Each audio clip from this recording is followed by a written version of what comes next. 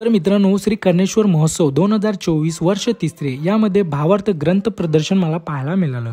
तसेच वेगवेगळ्या प्रकारची पुस्तकं मला पाहायला मिळाली। तसेच आपल्या चिपळूणमधील कला आरंभ अकॅडमीचे काही अप्रतिम आणि सुंदर अशा पेंटिंग्स मला पाहायला मिळाल्या। तसेच कर्णेश्वर मंदिर बाहेरून सुंदर व अप्रतिम दिसतं, तर आतून कसे दिसतं हे मी तुम्हाला या व्हिडिओच्या माध्यमातून दाखवतो। तर चला तर मग आपल्या रत्नागिरी जिल्ह्यातील अलकनंदा वरुणा व शास्त्री नदीच्या संगमाचे ठिकाण असलेले संगमेश्वर एक पवित्र व धार्मिक स्थळ आहे।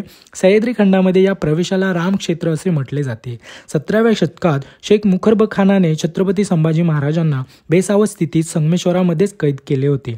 या संगमेश्वरामध्ये कर्णेश्वर मंदिर आहे। याला सन 2012 मध्ये पुरातत्व विभागाने राज्य संरक्षित स्मारक म्हणून घोषित केले। कर्णेश्वर मंदिराची निर्मिती इसवी सन 1075 ते 1095 या कालखंडामध्ये गुजरातच्या चालुक्य कुळातील राजा कर्णदेव यांनी केली असे अभ्यासकांचे मत आहे। हे मंदिर तारकापीठावर स्थित असून याचे महाद्वार पूर्वाभिमुख असून पश्चिम व उत्तर दिशांना सुद्धा याचे प्रवेशद्वार आहे। मंदिरावर अनेक शिल्पपट कोरलेले आहेत। शैलींची मंडप, महामंडप, अंतराळ आणि गर्भगृह अशी याची परिपूर्ण रचना आहे। मंदिरावर आतमध्ये आणि बाहेरील बाजूत विष्णूचे दशावतार, कमळ, वेलींची मालिका, महिषासुर मर्दिनी, गणपती, सरस्वती, कीर्तिमुख, सूरसुंदरी अशा अनेक देवी देवतांच्या मूर्तींची कलाकृती केलेली आहे। कर्णेश्वर मंदिराची रचना करणाऱ्या स्थापतीला 10,000 सुवर्ण मुद्रा दिल्या होत्या। जर ही रील आवडली असेल तर नक्कीच लाईक, शेअर, कमेंट। धन्यवाद।